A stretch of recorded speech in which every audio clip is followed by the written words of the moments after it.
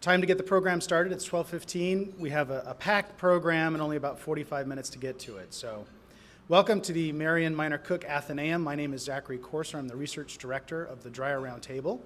And it's my pleasure to welcome you this afternoon to a panel discussion on the North American Free Trade Agreement. Now, for those of you who were here about this time last year, we were talking about a similar subject, but under a set of very different circumstances.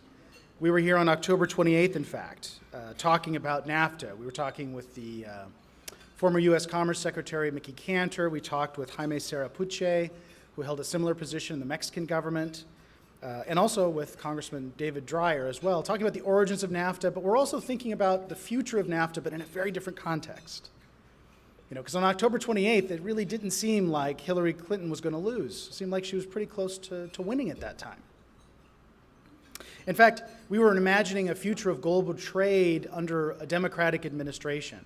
And we're also talking about Republicans in a very different way, too, as we'll explore today, where the Republican Party traditionally had been an advocate of free trade, but the Republican nominee in 2016, had a very different idea about global trade. In fact, just a month before our conference in September, at a debate with Hillary Clinton, Donald Trump said, NAFTA is, quote, the worst trade deal maybe ever signed anywhere, with his usual understatement. Well, of course, he's now president, and he's begun some discussions with our neighbors to the north and to the south, reconsidering whether or not NAFTA is a good deal for the United States. It's all part of this America First idea of foreign policy and domestic politics that has defined the Trump presidency so far. But as you'll note from the title of this talk, this panel discussion entitled NAFTA Endangered, Mexico-U.S. Prosperity in the Trump Era, there's a couple of things that we're concerned about and want to discuss today, and that is the linkage between Mexico and the U.S. in particular on this question of prosperity. What binds us together, not pulls us apart? What exactly has NAFTA done since its inception in the early 90s to improve our mutual and shared prosperity, and what are those considerations we should be thinking about in any kind of renegotiation? And we're very fortunate to have three men who are, putting it mildly, experts on this subject. And I'd like to introduce them, and then I'll call them all up to the podium, but I'd like to introduce them one at a time. We're honored to have Ambassador Carlos Garcia de Alba here. Ambassador Garcia is currently the Consul General of Mexico in Los Angeles. Before that, he was ambassador to Ireland from 2011 to 2016. He has a background in economics and trade policy. He was the chargé d'affaires at the OECD in Paris. He also holds a PhD from the University of Rome, and we're very fortunate to have him here today. We're also joined by Professor Rod Camp. He's the Philip McKenna Professor of Pacific Rim Politics at CMC.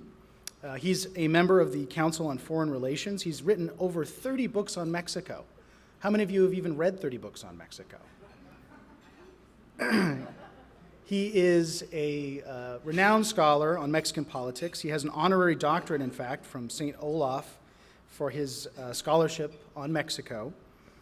And he also shares a couple of things in common with our next speaker, which I'll get to in a minute. Lastly, Congressman David Dreier, obviously a trustee of this school, an alumnus, the namesake of the Dreier Roundtable. He was elected to Congress in 1980 and served until 2013. He was chair of the Powerful Rules Committee and part of the leadership in the House. He introduced NAFTA in 1987, and he worked with then President Clinton on building bipartisan support, again under a very different circumstance politically. That is to say, Republicans are in favor of free trade. It was a harder sell on the other side of the aisle, but we'll talk more about that. He was very passionate about trade, international trade issues while he was in Congress. He was the founding chair, in fact, of the Congressional Trade Working Group and worked on building support for trade agreements for over 20 years. And what I was saying he had in common with Professor Camp is they're both members of the Council on Foreign Relations, but they were also recently honored by the Mexican government with the Order of the Aztec Eagle, which is an extraordinary recognition by the Mexican government that's only bestowed upon foreigners by the Mexican government for extraordinary achievements on behalf of Mexico. So I think that in of itself speaks to Congressman Dreier and Professor Camp's dedication to Mexico, Mexican studies, and understanding our shared prosperity. So with that, let's begin our panel conversation. I'll ask the panelists to come forward and also turn it over to Congressman Dreier to give some opening comments on today's talk.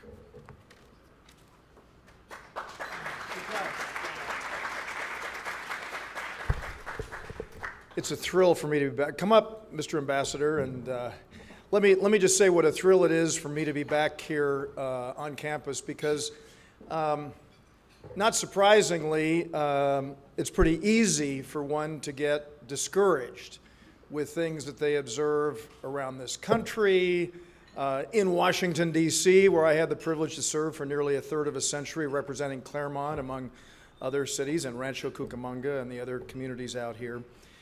And so you have to look someplace for a degree of inspiration and hope, and I have that at this moment as I look at undergraduates at Claremont McKenna College. I mean, the raison d'etre for this roundtable, which is not too secret, was to inspire and encourage young people, regardless of political party, Democrat or Republican, who are smart, well-educated, ethical and honest, and hardworking, to consider public service. And we had as really the first initiative of President Chodosh the establishment of this roundtable. The archives that I had from all those decades back in Washington have come to Claremont, and over the past 4 years, we have been able to put together some fascinating programs. This is the fourth fall event, is that right, Professor Corser? Right. So this is the fourth year that we've been able to do this particular event. Because of President Chodosh's penchant for alliteration, I focused on 4 I's as priority issues that I had in my service in the Congress. International trade, as Professor Corser has said, is clearly one of them. Institutional development, the development of democratic institutions here and around the world has been a very, very high priority. And the flow of information flows has been something that is a very, very high priority. And so we've taken these issues and tried to build on them with a number of programs. We focused on political polarization. We're working on a book on that. We did a program at Montpelier, James Madison's home in Virginia, and we've had I think a number of interesting items. And when Professor Camp and I were honored to join the Order of the Aztec Eagle, Professor Helland said to me at that point, we need to do what you did last year. So as Professor Corser has just said, last year, the former Commerce Secretary, U.S. Trade Representative under President Clinton, Mickey Cantor, and I were here. In fact, that's the day that I had the privilege of meeting my now very dear friend, Carlos Garcia de Alba. And we met here to talk about that. And Zach was very, very kind. We actually, knew with absolute certainty that Hillary Clinton was going to be President of the United States. I mean, there was no question whatsoever on October 28th of last year that Hillary Clinton was going to be President of the United States. So I waited until November 9th. On November 9th, I gave up making predictions because one of the things when you're in public office and doing almost anything, everybody says, what's going to happen? Tell me what's going to happen. And you're supposed to make predictions. So on November 9th, when I woke up, and sometimes you have a not so great dream and you wake up and it's like, thank God that didn't happen. I woke up November 9th and I said, my God, that actually did happen. And we are where we are. So I've characterized my views as being horrified but hopeful.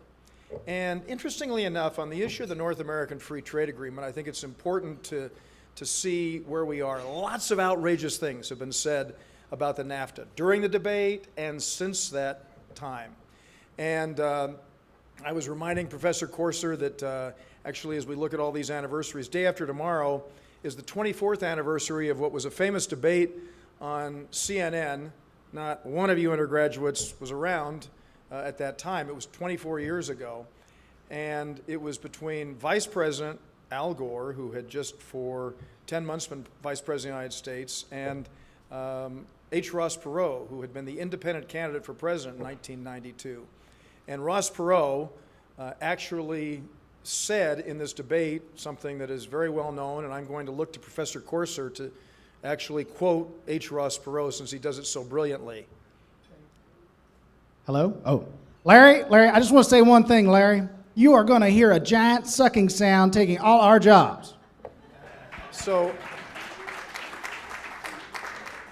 that was one of the outrageous things that was said during the debate on the North American Free Trade Agreement 24 years ago. We were in the midst of that.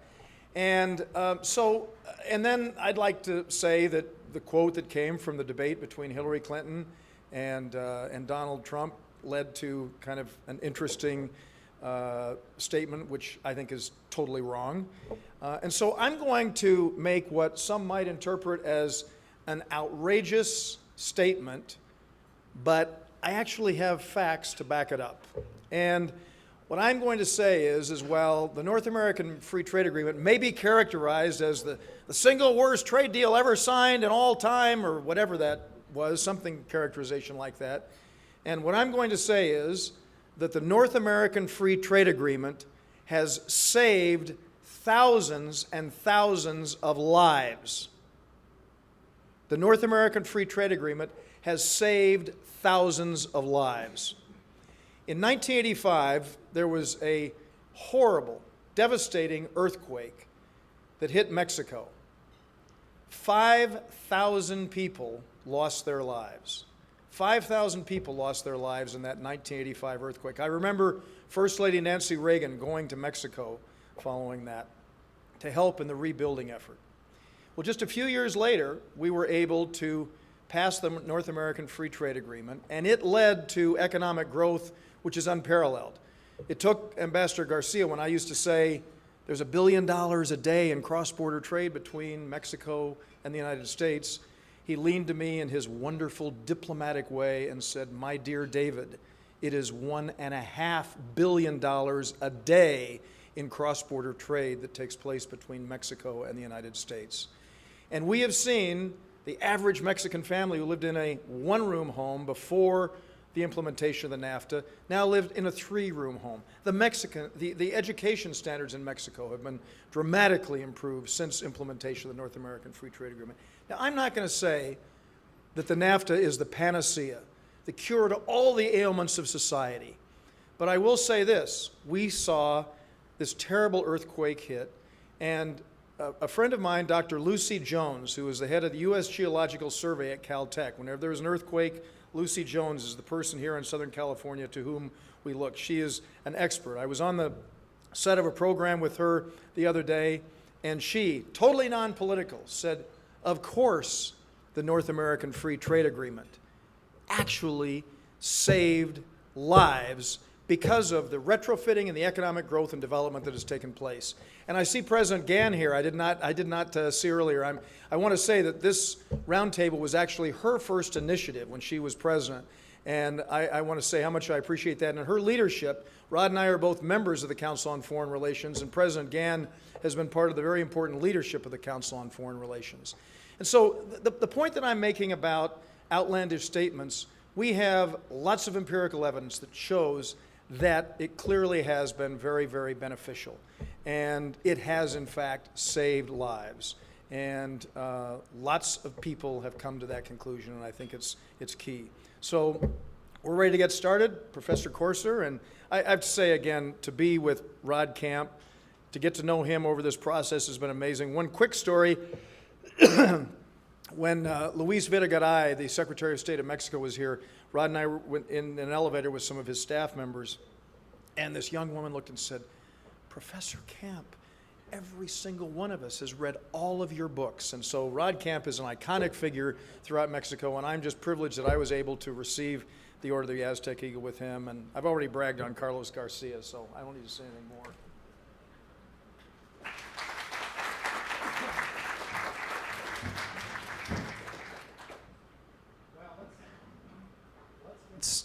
Let's get started. So I want to talk a little bit, or start rather, a little bit talking about politics, because the politics of NAFTA have changed remarkably since the early 90s. I was looking at current opinion about the NAFTA agreement between Mexico, U.S., and Canada, and how it was perceived in each of these countries. And what I found was maybe not surprising in certain senses. In the spring of 2017, 76% of Canadians approved of NAFTA. And looking at Mexico, 60% of Mexicans approved of NAFTA. And you look at the US, 51% approve of NAFTA. Barely a majority at this point. But what's even more interesting is if you break this down by parties, you see that American polarization has not left NAFTA alone either. In Mexico and Canada, there's a general consensus among the parties, left, right, center, that NAFTA is a good thing. Nobody's below 50%. But you look at American political parties, and you look at the Republican Party in this spring, only 30% of Republicans approved of NAFTA, whereas 68% of Democrats did. So, you know, much of the rhetoric about NAFTA that we heard during the campaign certainly has resonated. The Republican nominee, now president, made a lot of political capital off of attacking NAFTA. But I want to talk first to you, Congressman Dreier, about where this idea of a North American free trade agreement came from and guiding us a little bit through its political history. That is to say, how is it that Republicans went from being free traders on this question to 30% in favor of NAFTA? I mean, it's a great question, and I will say that for me personally, the roots were right here on this campus.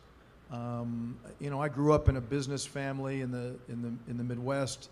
My father's a graduate of Claremont McKenna College, and I studied with economics and political scientists here. And one of the reasons, you know, the Dreier Roundtable is the first interdisciplinary operation, economics and government, is that the economic issues are what I really got involved in. So before I was elected to the Congress, and by the way, I was just thinking about this, next year will be the 40th anniversary. I lived in Phillips Hall when I won my party's nomination, interestingly enough, and it was, I went on and I narrowly lost that election in 1978, and as Zach said, I was elected in 1980. But just before that election, on the 13th of November in 1979, Ronald Reagan announced his candidacy for President of the United States.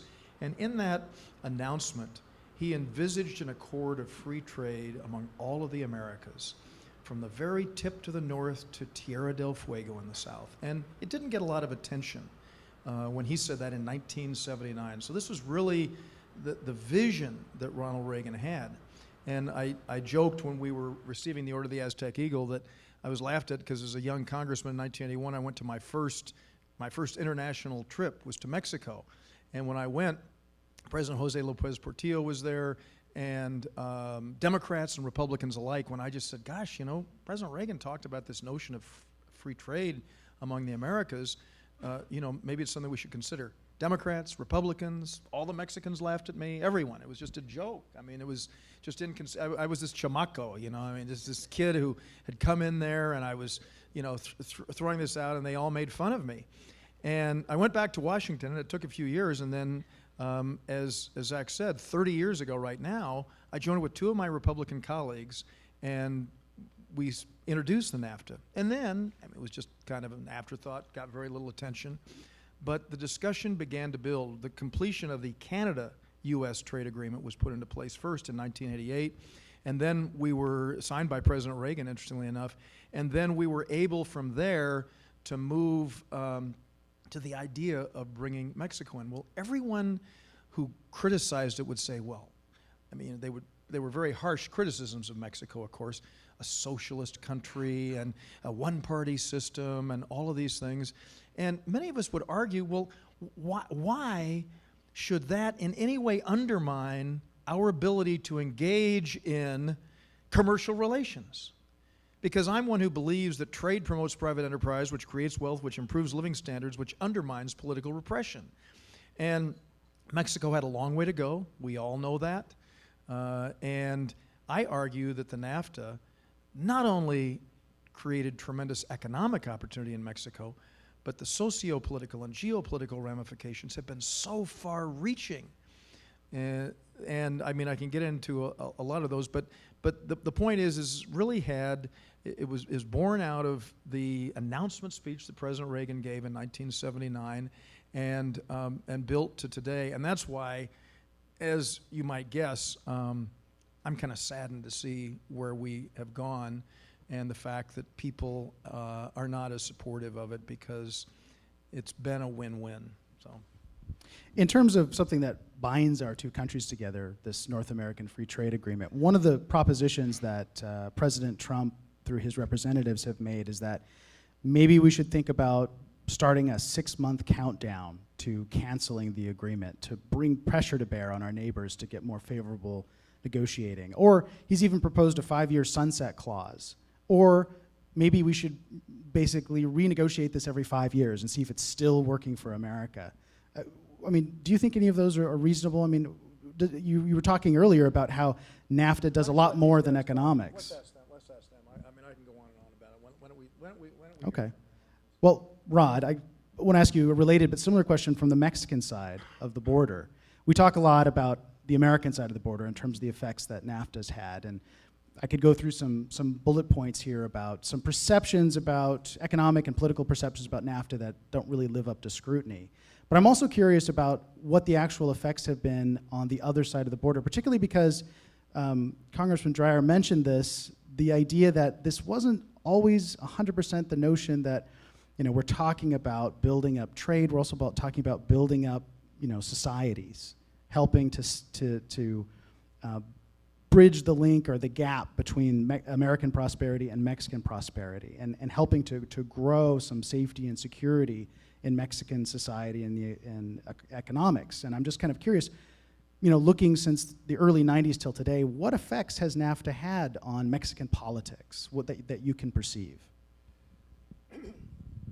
Well, the political aspects of it are interesting because it actually goes before the treaty was actually signed and went into effect, which was January 1st in 1994. So you go back even before. Actually, not to correct you too much, Professor, but it's not actually a treaty, it's an agreement, just to use It's an agreement. term. Treaties are ratified by the Senate, and this is an agreement that was done by all. So I always love correcting professors, you know, since I'm such an idiot. It already initiated a lot of attention even during and before the U.S. presidential election in 1992. And you took my thunder away with Ross Perot's hilarious. Is your impression as good as Zach's? Can you do a better impression than Zach did? No, I can't. I won't try.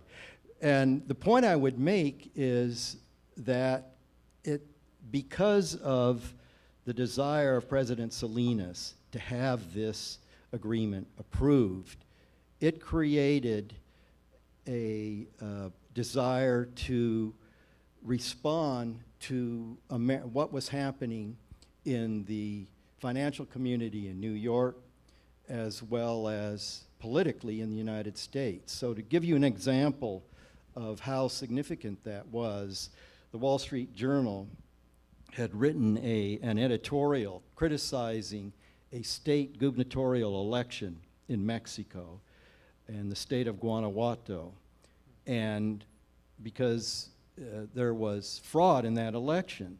So instead of holding a new election, Salinas intervened and he appointed a member of the opposition party, the National Action Party, to become governor of that state. That individual served in that position, and then there was another election in that state, which Vicente Fox won, and then went from that position to run for the presidency and became the first Mexican to win an election who wasn't from the established PRI party. And consequently, there were other elements that played a very important role in terms of it having an indirect impact on Mexican politics. I think the other thing that's quite interesting, just to give you an example from today, is that by the time that Mexico gets into the second half of the first decade of this century, you see a much more collaborative relationship in terms of the individuals that are holding the most important cabinet level positions dealing with Mexican economics. And the best way to illustrate that, I mean, I could go back even further, even in the 1990s under President Zedillo, under Fox, and so on. But you see an example today of the current Treasury Secretary, Jose Antonio Meade, was also Treasury Secretary under Felipe Calderon. That would have been unimaginable 20 years ago. And that, having that consistency in economic policy is probably the most important single consequence politically and in terms of economic policy making that you could point to. Do you have something to add to that, Ambassador? Well, before anything, thank you so much for the invitation. It's exactly a year ago that I was here, but I was on that side of the audience, and today is a privilege to be here in the middle of two amazing people, the most recently bestowed foreigners that got the Order of the Águila Azteca last 12th of September. Congratulations again, and thank you for being such good friends of Mexico. And thank you, Professor, for the moderation of this panel.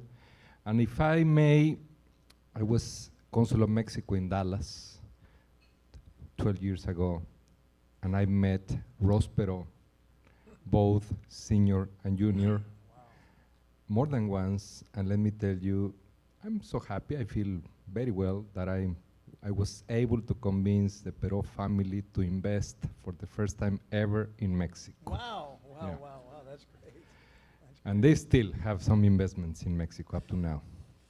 But I think it's important, taking advantage of this historical perspective, to add a few elements. You were saying, David, that in '79, President Reagan made that speech proposing, dreaming of a free trade agreement for the whole Americas. Funny enough, I'm realizing now that exactly in '79, March, 18th of March, '79, in my home city, Guadalajara, President López Portillo, in front of a huge crowd, proudly said Mexico won't be a member of the then GATT, General Agreement of Trade on Tariffs. Imagine, '79 in the US, a president speaking about free trade and a Mexican president at the same time saying, no way, we will be a closed economy and a closed country. 6 years later, just 6 years later, President Miguel de la Madrid, the first president of Mexico ever who spent time living out of Mexico, the first president of Mexico who was able to speak some English, 6 years later, made the announcement that Mexico should get the membership of GATT. 6 years of difference, huge change. Then President Salinas, who no doubt was a huge transformer, he made many different reforms like this one of NAFTA, but more than NAFTA, many more things happened. For instance, you mentioned President Fox. At the time, a Mexican who was born from foreign parents, not born in Mexico, were not allowed to run for president of Mexico. President Salinas changed the constitution and allowed a person like Vicente Fox to become president a few years later. President Salinas, the one that decided to restart diplomatic links with the Vatican. The second largest Catholic country in the world had not, for more than a century, diplomatic links with the Vatican. President Salinas is the one that allowed Mexicans to be dual citizens. Before President Salinas, any Mexican could be a dual citizen of any country. So a few examples of how much suddenly there were major changes, not just in the economics and trade, but in the social life. It was a huge change, and I think it's important to mention this in order to magnify, to have clear how much suddenly Mexico changed, and that was the general atmosphere that allowed us as Mexicans to face an opportunity, like to open finally our country and our economy to the world and to the US. And to build on that, we should say that, of course, last year we were with Jaime Sarapuche, who was the lead negotiator, and two of his children are CMCers. I don't know if anyone's here, but I think one graduated, I'm not sure exactly, but he's been a great friend, and he's the first person with whom I worked on the North American Free Trade Agreement, and Herminio Blanco and Pedro Aspe and all of these guys were just phenomenal, and it was great because we were able to see that the ruling party was able, with the lead that President Miguel de la Madrid provided, and then during the Salinas administration to do this. It's funny, you go back to dates. In my first meeting in 1981, when I went to Mexico and was laughed at over the NAFTA, guess who I sat next to? I sat next to Raul Salinas, President Salinas' father, who was then a senator in Mexico. And I had remembered that. But anyway, so the geopolitical ramifications that both Rod and Carlos have alluded to, I think are really important. And I would commend to all of you the speech that Vicente Fox gave 5 days before September 11th, September 6th of 2001. In that speech to a joint session of the United States Congress, he talked about the political reform, and he made the case that the North American Free Trade Agreement played a big role in the political liberalization that took place in Mexico. And it was fascinating to me. Everyone knows the 1994 election. There was difficulty, Clouthier versus Ernesto Zedillo. And President Zedillo said, because the computers broke down in the middle of the night, and this guy Clouthier, who was the National Action Party, the PAN party, was ahead. And the next day when everyone woke up, the ruling party won in 1994. And President Zedillo, who was elected, said his top priority was going to be electoral reform. Well, what happened? The next election saw an end to 71 years of one-party rule. And I was with President Zedillo then, and I looked at him, and I said, well, his party had just lost. And I said, Mr. President, I said, who's now great at Yale and all, and I mean, he's a very distinguished career since he left. But I said to him, you obviously got your wish. And it took the opposing party to win. And this is traced back to the interdependence of economic and political liberalization, which we've seen take place in Mexico. I have time for one more question before we open it up to the audience. I wanted to direct it to Ambassador Garcia. So we've talked a lot about the positive effects this has had in Mexico in terms of economic and political liberalization. Let's bring it up to today and talk about the United States and their perceptions of NAFTA. So in your job as Consul General, I'm guessing, although we're in Los Angeles County and the state of California, which is not very much like the rest of the country right now in many ways, but I'm guessing just the same, a question you may get asked by Americans is one that a lot of Americans are asking right now is NAFTA a good deal for us? How would you respond to that? You mean for the US? For the U.S.? Absolutely, yes. You just check some basic data. Since NAFTA took in force in '94, 52 billion US dollars of direct investment has crossed the border and has created 120,000 direct jobs. 52 billion of Mexican investment in the US because of NAFTA. If you're speaking about jobs created in the US through NAFTA, through trade in the NAFTA area, and speaking about Mexico, not Canada now, you have 5,600,000 jobs related to trade with Mexico. So that's a big amount of jobs. The number is 1 of every 24 workers in the United States of America is tied to exports to Mexico. Absolutely. We are the second buyer of American products worldwide. The US sells more goods and products to Mexico than to all the BRIC countries combined. Mexico buys more American products than Germany, Italy, France, and UK, and Spain all together. So Mexico is a very important buyer of American products. From every dollar that Mexico exports to any part of the world, 40% is American content, compared to 25% in the case of Canada, or 4% of China, or 2% of Japan.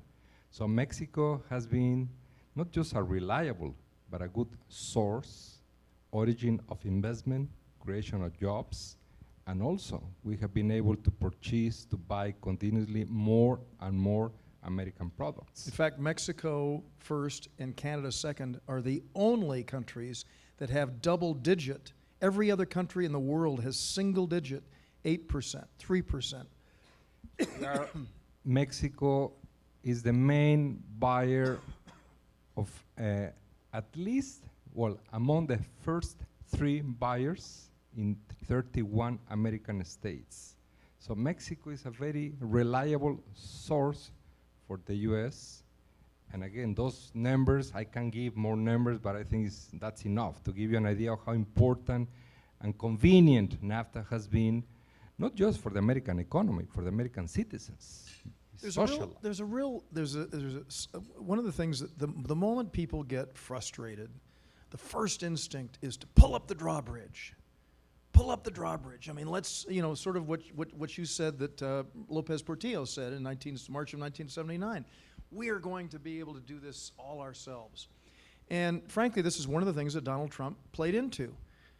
I used to joke that I would have constituents who would come up to me and they would say, this is another gross exaggeration, I have a hangnail. I would not have that hangnail if it were not for your North American Free Trade Agreement. They like to blame anything on the notion of free trade and being involved with Mexico and all. And so that's why one needs to look at the facts on this. There are 3 areas of negotiations taking place right now. And one, actually, interestingly enough, Mickey Cantor and I, when we sat here on October 28th of last year, advocated. In 1993, when we put the North American Free Trade Agreement, there was no internet. So clearly there needs to be negotiations to update. And we all support the best practices notion. But the other 2 areas are very troubling to me. Donald Trump wants to completely obliterate the dispute resolution process that exists among the 3 countries. And that is just plain wrong. If we are going to be part of a structure that allows for this free flow among the 3 countries, we look at the issues of softwood lumber, we look at a wide range of different issues that exist, questions on fruits. Automobiles are really the key in Mexico, and I always like to ask the question, somewhat rhetorically, tell me what an American-made car is. Is it a Ford truck assembled in Canada with Mexican-made parts, or a BMW made in South Carolina with American-made parts? I mean, the fact of the matter is if we are going to have this flow, there needs to be a process for dispute resolution. And the third thing that really troubles me that Donald Trump continues to beat all the time is this notion of the imbalance of trade deficits. I got to know Alan Greenspan, who was the chairman of the Federal Reserve for a long period of time, and he used to say to me, and I used to have breakfast with him with regularity, and Greenspan said, imports are, in fact, on the trade issue more than half of the equation, because imports play a role in getting raw material here at low tariffs. And by the way, as we look at tax reform, remember, a tariff is a tax, so we shouldn't advocate increasing taxes if that's what what Republicans are driving to do, is to keep taxes low. But the notion that somehow we are going to have a total balance of trade, having a strong economy naturally creates an opportunity for you to have an imbalance with other countries. It shows your strength that's in place there. So these 2 areas that the Trump administration is pushing on, to me, are absolute non-starters. I think it's right on mark for them to continue to work on best practices like dealing with the aftermath of the internet. Well, these gentlemen have given us some awful good reasons why we should be worried about NAFTA being endangered, but I don't know if you guys have some questions about this. Maybe you've got some perspectives, so why don't we start here? I remember. It's nice to see you again.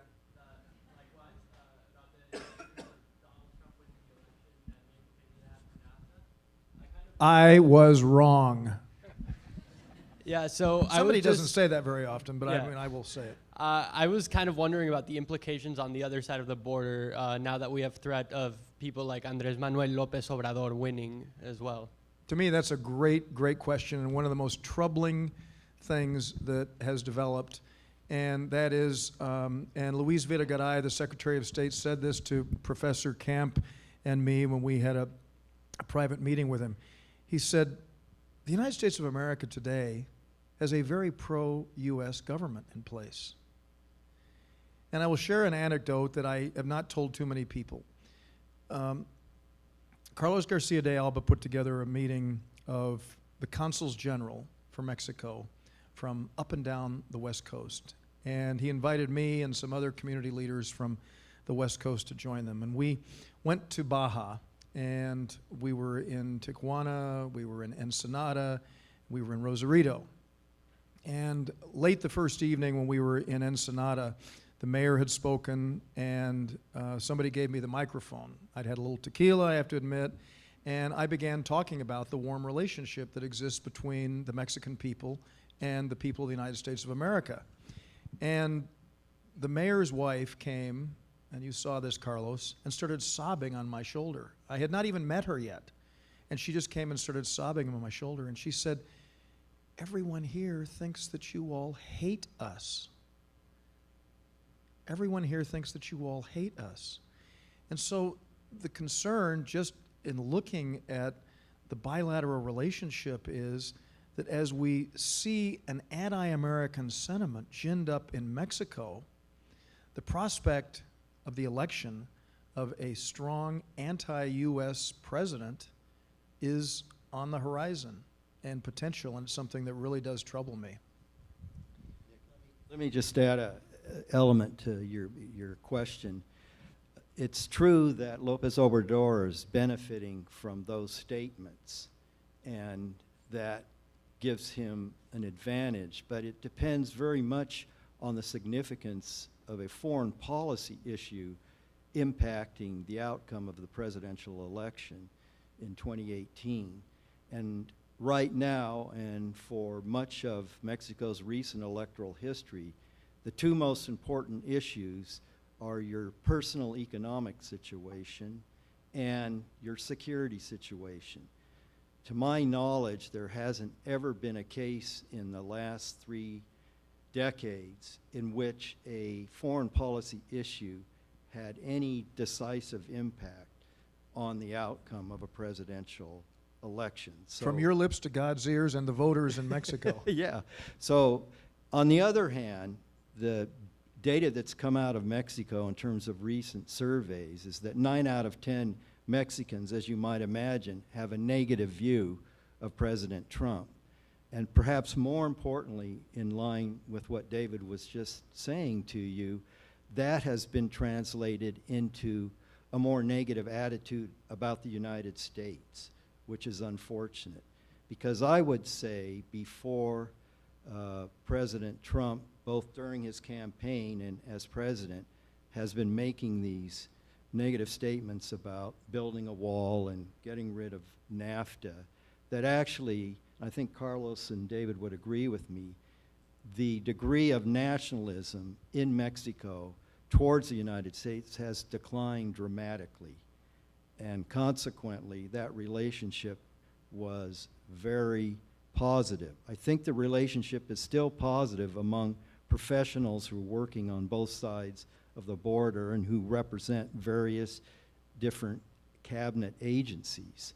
But it's much easier to affect public opinion than it is to affect professional public servants' opinions.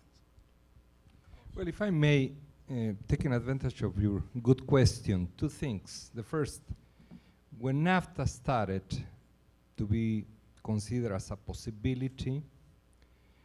A few political parties, even at the time, could be weak parties, but still, basically on the left, there was a strong opposition against NAFTA, no doubt.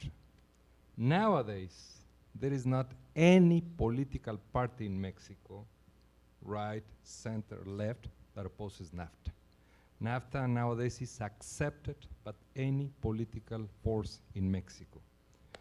And second, of course, NAFTA is not just trade, again, and economics, it's also values. NAFTA absolutely helped to build a stronger, real, competitive Mexican democracy. So that's why now, no doubt, and I won't speak about politics either in the US or Mexico, but with no doubt, any candidate, well, now we still don't have candidates, still a few months ahead, but no, a political party is excluded from winning the elections in Mexico. Any party can win the elections, and of course, some candidates, some political parties oppose, well, Mr. Trump and some less, but basically you said 9 out of 10 Mexicans oppose President Trump. 94% of Mexicans oppose or don't like President Trump. And that will be a big thing along the campaigns in Mexico, no doubt. Can I just compliment the Mexican government and you, Carlos, for the incredible nature that you have dealt with these statements that have been made about your country and all. I mean, in listening to and talking to other diplomats and your leadership, we all know President Peña Nieto extended the invitation to Donald Trump when he was a candidate to come to Mexico, and that was very controversial. But I mean, you all have been so measured and so deliberative in the response, and I think it's a great testament to the strength and the resilience of the Mexican people and the leadership. We have time for just one more quick question. Thank you so much for coming. You addressed, I think, the benefits of NAFTA on the national aggregate level for the US. But the best version of a critique of NAFTA that I have heard is not that on the aggregate it hurts the US, but rather that it has extreme localized negative impacts on certain US towns in particular, who then lose their sole source of jobs. So, which then, like, because of the emotive reason of a town losing its one factory or whatever, come to play very heavily on the US national consciousness and create like a very powerful media narrative. So what would your defense be of NAFTA against these particular charges that it like will rob one small town in the Midwest of its single factory, rather than an already very competitive factory somewhere else doing even better? So do you know what city in the United States of America has the largest number of exports to Mexico? Do you know? You don't have to answer that, Professor. Professor Eric Helen, the director of the world-famous Dreier Roundtable here. So the answer is Detroit, Michigan. Detroit, Michigan has the largest number of exports from any city in the United States. If you look in the Midwest, in the Rust Belt, there is a state-by-state analysis at the Woodrow Wilson Center, and Rod Camp launched the Mexico Institute at the Woodrow Wilson Center, has gone through regularly looking at how states that you naturally think would not be the beneficiaries of the North American Free Trade Agreement have in fact been. Now again, we have a nearly $18 trillion economy in the United States. It's probably larger than that actually. And so clearly, I mean, it's a small part of the overall economy, but the benefits have been far-reaching throughout the country. Damon, would you accept an opposing opinion to that? Sure. Because I'm a manufacturer. I have Yep. 600 employees. Yep. Okay. I don't know how many people you've ever employed, but I've been manufacturing for 38 years. Not as many as you. Yeah. I have plants here, and I've been in Mexico and had Maquiladora. And I'm a Claremont graduate, class of 74. I had the same economics professors as David. And they told us free trade was the way to go, okay? And this position of Ross Perot, giant sucking sound, is true, okay? I want you students to get a different opinion, okay? Because I believe that NAFTA has hurt the manufacturing worker tremendously. It's been helpful to the knowledge worker that we've been selling. Mexico has a lot of money to buy Apple computers and all our knowledge worker products, but the manufacturing worker has been destroyed. When I've seen plants, my customers have moved to Mexico, and our manufacturing jobs have been lost to Mexico. These are employees that make $16, $18, $20 an hour. They've been destroyed, and the worker in Mexico makes $2 an hour. They can't compete with them. And so while the trade is great for people who design computers, the worker on the floor is getting killed, which is why Mr. Trump won. Okay, we have students who have classes to attend. We're going to have to wrap this up. So I'm gonna Can stop you I there. just respond very quickly to that? I totally agree with the notion that these changes have taken place, but it's not the North American Free Trade Agreement that created it. Let me just explain why. Before the North American Free Trade Agreement, the average tariff on U.S. goods going into Mexico was 2.5 times greater than the average tariff on Mexicans' goods coming into the United States. The reason that exactly what you say has taken place has to do with two factors. Technological advances, and you talk about the purchase of Apple and all, but technological advances have played a big role in that diminution, and trade itself. The fact that trade has existed, but the NAFTA is, I argue, a response to that problem, and I would make the case that it would be significantly worse were it not for the North American Free Trade Agreement than it is today. Just like the problem of illegal immigration that people talk about in this country. It would be much worse. As bad as it is, it would be much worse were it not for the NAFTA. Ambassador Garcia, you had one more comment, and then we'll close the program. Excuse me. We're listening to the panel here, okay? Thank you. Thank you. Just briefly, well, very fair point, but I have to say, I think it's not due to free trade. How can you explain that Mexico, yes, we have